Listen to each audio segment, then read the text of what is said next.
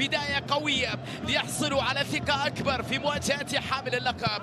الكرة من جانب كاميرون، بويرتاس عرضية جميلة. يا بير أوباميانغ، بداية خيالية يا قادسية، بداية خيالية يا قادسية.